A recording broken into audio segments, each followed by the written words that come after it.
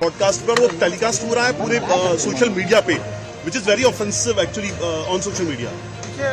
मुझे भी इसकी जानकारी मिली है, मैंने अभी तक उसको फर्स्ट हैंड देखा नहीं है, लेकिन बहुत भद्दे तरीके से कुछ चीज़ों को कहा गया है, प्रेजेंट किया गया है, ऐसा मुझे भी पता चला है, जो बिल्कुल गलत है। फ्रीडम ऑफ स्पीच सभी को है, लेकिन हमारी फ्रीडम वहाँ समाप्त हो जाती है जब हम किसी और के फ्रीडम पर इंक्रोच करते हैं, और इस प्रकार का इंक्रोचमेंट ठीक नहीं है। मुझे ऐसा लगता है कि अभिव्यक्ति इसकी भी कोई मर्यादाएं है। हमारे समाज में हमने अश्लीलता के भी कुछ नियम तैयार किए हैं, अगर उनको कोई पार करता है तो ये बहुत गलत बात है। अगर ऐसी कोई बात होती है तो उसके ऊपर कार्रवाई होगी। And the next category is Disruptor of the Year Award। स्थापित मानदंडों को चैलेंज देकर नई राह बनाने वाले ये अवार्ड, जिसके विनर है Ranveer Allahbadia. We know him as Beer Bison। He focuses on fitness, spirituality and lifestyle through his The Ranveer Show। आज भी कुछ फिटनेस का मंत्र देंगे लोगों को। योगा करनी चाहिए, मेडिटेशन करनी चाहिए। फिर तो ये लोग कहेंगे कि मोदी जी की बात बता रहा है, तो फिर कहेंगे तुम बीजेपी वाले हो गए हो।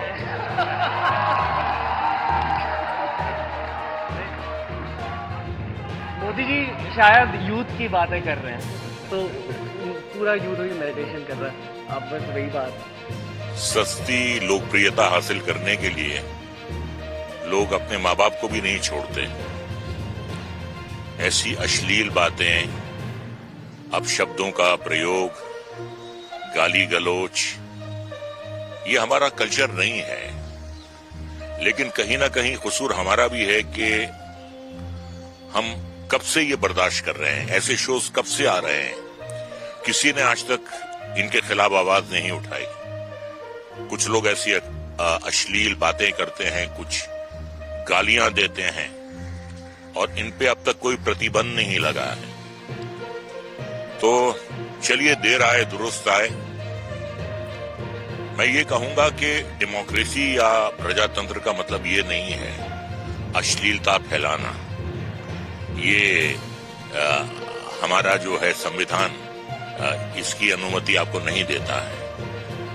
लेकिन माँ बाप, माँ जिसने 9 महीने आपको कोख में रखा, जिसने आपको अपने खून से सींचा, जिसने आपको अपना दूध पिलाकर जवान किया, बाप जिसने आपकी परवरिश की, उनके बारे में अगर आप ऐसे शब्द बोलते हैं तो इससे ज्यादा अफसोस की बात कोई हो ही नहीं सकती। इंटरनेट पे जिस तरह का कंटेंट कंज्यूम होता है, सभी का कंज्यूम होता है। हर तरह की एक ऑडियंस है, हर तरह के लोग हैं जो देखना चाहते हैं। इंटरनेट पे जिस तरह का कंटेंट कंज्यूम होता है, सभी का कंज्यूम हो रहा है। तो ठीक है यार, मैं एंड में आके जब ये काम शुरू किया एज एन आर्टिस्ट, मैं तो सबकी रिस्पेक्ट करने लगा हूँ। अपने ही पेरेंट्स को बोला है तो उसके माताजी और पिताजी को उसे पकड़ के ना कहाँ डंडे से मारते हुए त्रिवेणी में जाके दबा देना चाहिए उसको। उसने अपने माँ बाप के लिए बोला, भाई कॉमेडी के लिए इस तरीके से बोला है जी।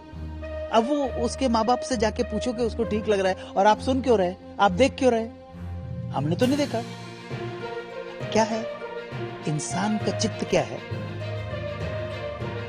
कि उसको मजा भी आता है, मजा आता है, और उसके बाद टिप्पणी भी करता है। हाँ जी, इससे पहले भी टुच्चे 2 4 5 हुए हैं जिनको जनता ने जूते जब मारे तो माफी मांग ली। अरे यार फायदा क्या है यार, बार बार माफी मांगोगे। मैं आपको गाली दे रहा हूँ, आप फिर मैं सॉरी सॉरी सॉरी, अरे मिस कोट हो गया था। काय का मिस कोट हो गया था? तो भाषा नहीं आती क्या?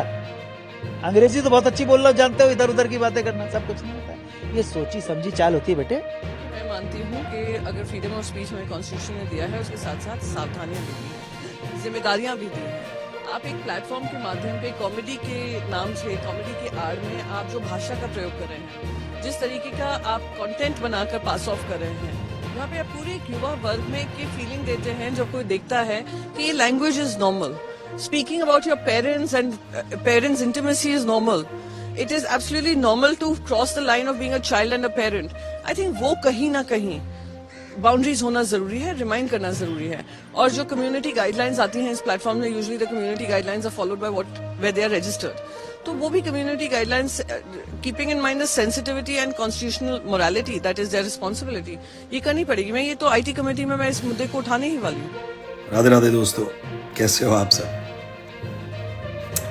मैं ना यार एक पॉडकास्ट में जाने वाला था अभी, जो BeerBiceps, and we cancel that.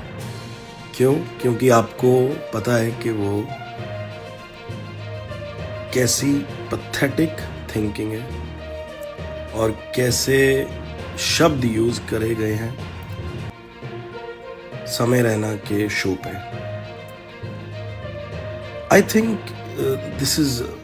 नहीं यार, मतलब ये हमारा इंडियन कल्चर नहीं है, ये हमारा कल्चर ही नहीं है.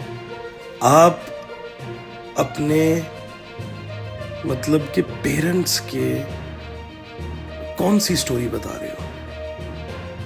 आप उनकी कौन सी बातें कर रहे हो? किस तरीके से बातें कर रहे हो?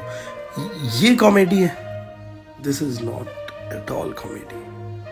ये स्टैंड अप कॉमेडी है ही नहीं है.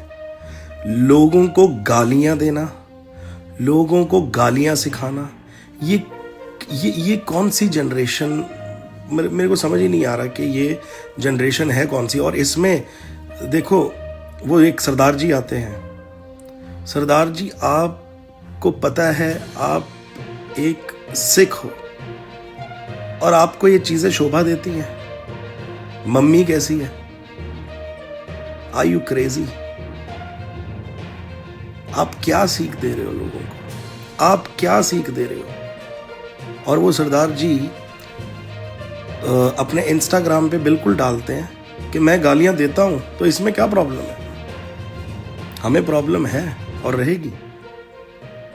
और ये रणवीर अलाहाबादिया, आप सनातन धर्म को प्रमोट करते हो, स्पिरिचुअलिटी की बात करते हो. इतने बड़े बड़े लोग आपके पॉडकास्ट पे आते हैं, इतने बड़े बड़े संत आते हैं आपके पॉडकास्ट पे, और आपकी इतनी घटिया सोच है.